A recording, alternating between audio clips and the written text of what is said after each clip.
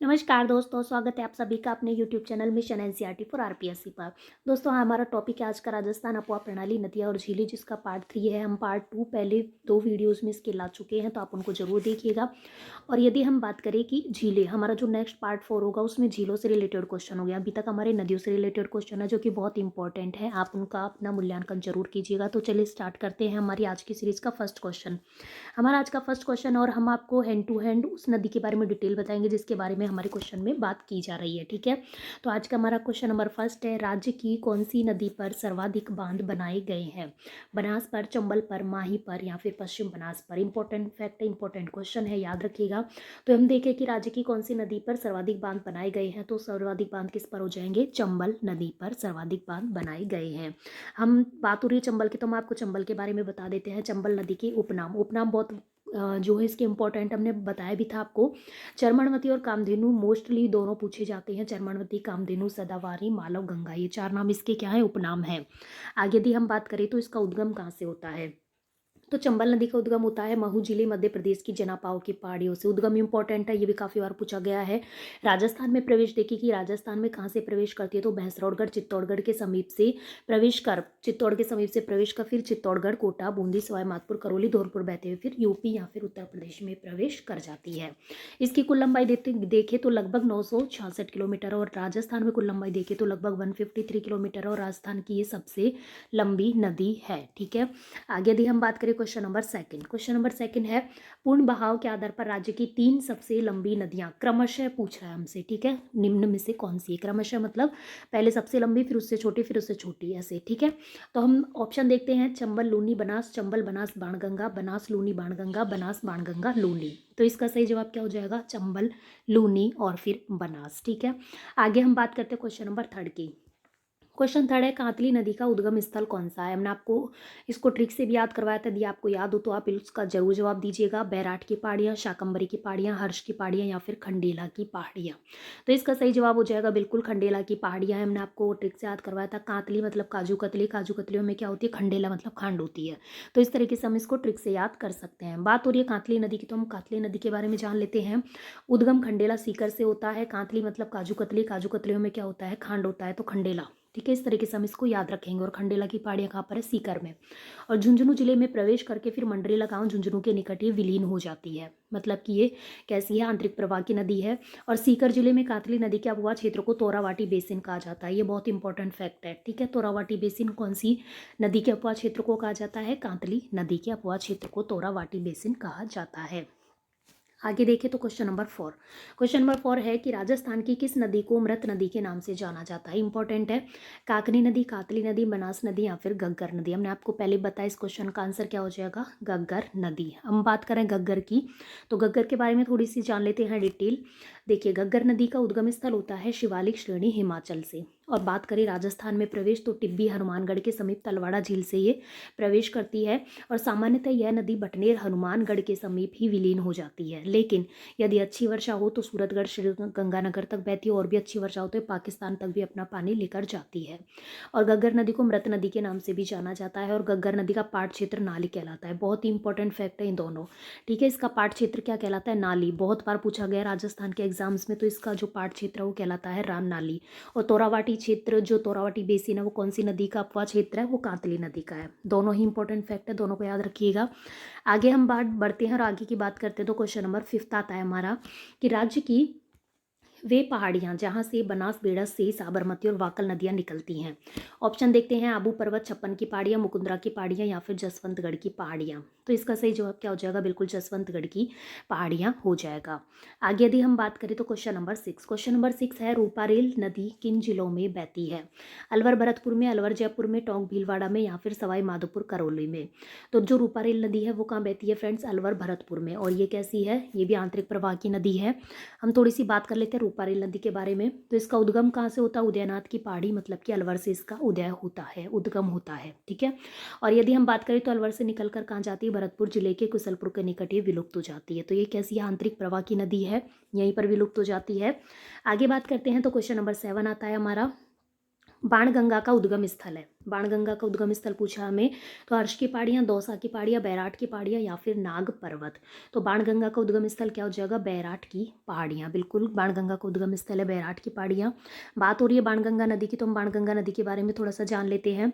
इसका उद्गम देखें तो उद्गम कहाँ से होता है फ्रेंड्स? उद्गम होता है बैराट की पहाड़ी जयपुर से। ठीक है, जयपुर से निकल कर ये दौसा और भरतपुर जिलों में बहते हुए उत्तर प्रदेश में यमुना में मिल जाती है। मतलब कि यमुना सहायक नदी हो गई।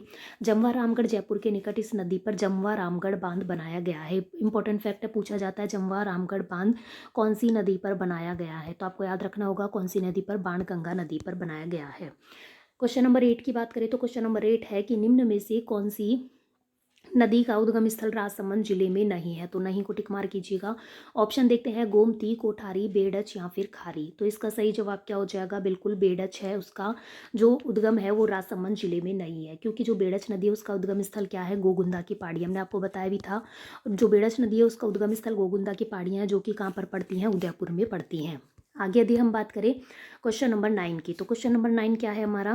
क्वेश्चन नंबर 9 की बात करें तो कोठारी नदी के किनारे किस प्राचीन सभ्यता के अवशेष मिले हैं? ऑप्शन देखते हैं, गणेश्वर के, नगरी के, आहड़ के या फिर बागोर के।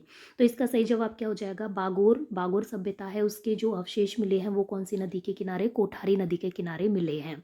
बात हो रही है कोठारी नदी की, तो हम कोठारी नदी के बारे में थोड़ा सा जान लेते हैं। कोठारी नदी का उद्गम होता है दिवेर राजसमंद से।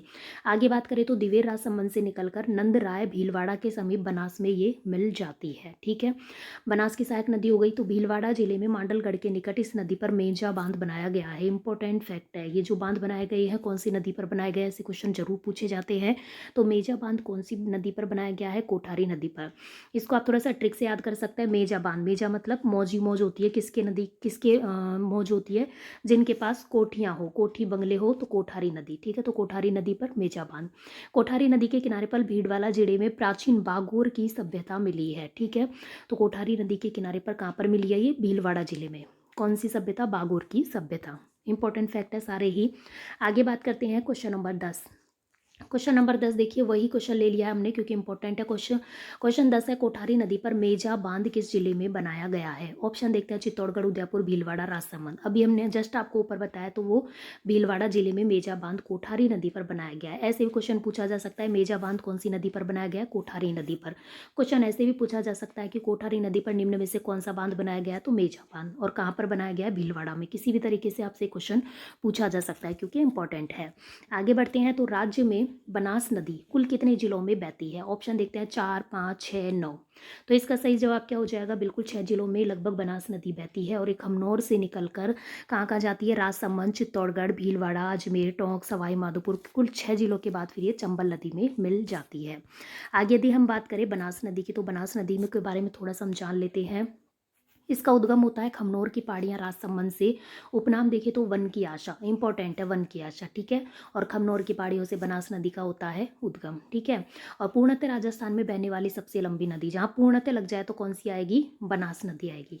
और इसकी लंबाई देखें तो पूर्णतः राजस्थान में बहने वाली 480 किलोमीटर इसकी लगभग लंबाई है। बनास नदी पर टोडा रायसिंह टोंक के निकट, मतलब टोंक में है टोडा रायसिंह, वहाँ पर बीसलपुर बांध बनाया गया है। बीसलपुर बांध परियोजना आपने बहुत सुना होगा।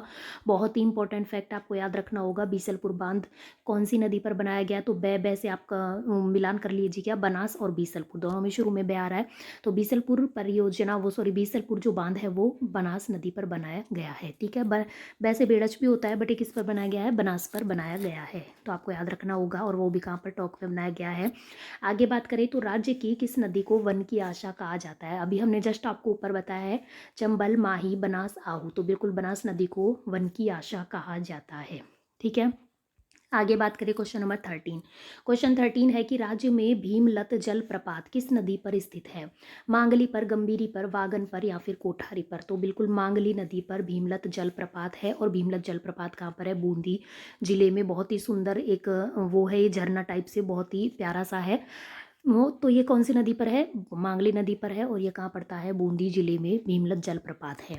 आगे यदि हम बात करें क्वेश्चन नंबर 14, राज्य की मेज नदी का उद्गम स्थल है खमनौर, उदयपुर, शाहपुरा, भीलवाड़ा, बिजोलिया, भीलवाड़ा या फिर प्रतापगढ़, चित्तौड़गढ़। तो राज्य की जो मेज नदी है, जो कि चंबल की सहायक नदी है, तो इसकी मेज नदी का जो उद्गम स्थल है वो कहाँ से है? बिजोलिया, भीलवाड़ा से इसका क्या है? उद्गम स्थल है। कौन सी नदी का? मेज का, जो कि किसकी? चंबल की क्या है? सहायक नदी है। आगे यदि हम बात करें क्वेश्चन नंबर 15। क्वेश्चन नंबर 15 है कि बारा जिले का प्रसिद्ध शेरगढ़ वन्य जीव अभ्यारण्य किस नदी के किनारे स्थित है? शेरगढ़ वन्य जीव अभ्यारण्य इंपॉर्टेंट क्वेश्चन, और कहाँ पर है? बारा जिले में। आपको पहले ये याद होना चाहिए कि शेरगढ़ वन्य जीव अभ्यारण्य कहाँ पर है फ्रेंड्स? बारा जिले में है। ठीक है, आपको ऐसे याद रखने होंगे। शेर, शेर क्या है? बारह, बारह बारह शेर क्या होता है? खतरनाक होते हैं। तो आपको इस तरीके से थोड़ा सा याद रखना होगा। शेरगढ़ वन्य जीव अभ्यारण्य कहाँ पर है? बारा जिले में, क्योंकि शेर कितने खतरनाक? 12। ठीक है, तो बारह जिले का प्रसिद्ध शेरगढ़ वन्य जीव अभ्यारण्य किस नदी के किनारे है? नदी की बात करें तो ऑप्शन देखते हैं, निवाज, काली सिंध, आहू या फिर परवन। तो इसका सही जवाब क्या हो जाएगा? बिल्कुल परवन नदी के ये किनारे है कौन सा? शेरगढ़ वन्य जीव अभ्यारण्य, जो कि बारा जिले में है। और इसकी बात करें परवन नदी की, तो ये कौन सी नदी की सहायक नदी है फ्रेंड्स? ये काली सिंध की सहायक नदी है। ठीक है, और इसका जो उद्गम होता है परवन नदी का, वो कहाँ से होता है? बिल्कुल एमपी से इसका उद्गम होता है। आगे यदि हम बात करें क्वेश्चन नंबर 16। क्वेश्चन 16 है कि नेवज नदी किस जिले में बहती है? झालावाड़, बारा, और ऑप्शन देखते हैं क्या है? बूंदी और कोटा। तो इसका सही जवाब क्या हो जाएगा? नेवज नदी है वो बिल्कुल झालावाड़ जिले में बहती है। ठीक है, और इसका भी उद्गम कहाँ से होता है?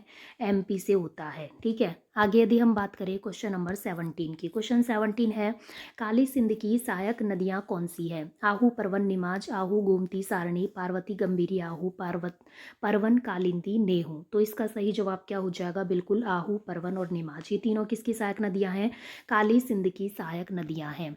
आगे यदि हम बात करें काली सिंध नदी के बारे में, तो काली सिंध नदी के बारे में हम थोड़ा सा फैक्ट जान लेते हैं कि इसका उद्गम कहाँ से होता है? बागली गांव, मध्य प्रदेश से इसका उद्गम होता है, और बारे गांव झालावाड़ के समीप राजस्थान में प्रवेश करती है। और काली सिंध नदी सर्वप्रथम झालावाड़ एवं कोटा, तत्पश्चात कोटा और बारा जिलों की प्राकृतिक सीमा बनाती है। तो कौन कौन से जिलों की सीमा बनाती है? झालावाड़ और कोटा की बनाती है पहले तो, फिर कोटा और बारा की ये प्राकृतिक सीमा बनाती है। इंपॉर्टेंट फैक्ट है, याद रखिएगा।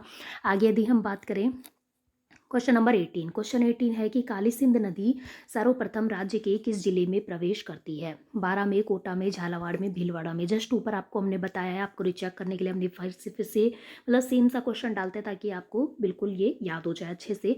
तो इसका सही जवाब क्या हो जाएगा? झालावाड़ में सर्वप्रथम प्रवेश करती है। हम देख चुके हैं, झालावाड़ कोटा की सीमा भी बनाती है। आगे यदि हम बात करें क्वेश्चन नंबर 19। क्वेश्चन 19 की बात करें तो आदिवासियों का कुंभ के नाम से विख्यात स्थान है?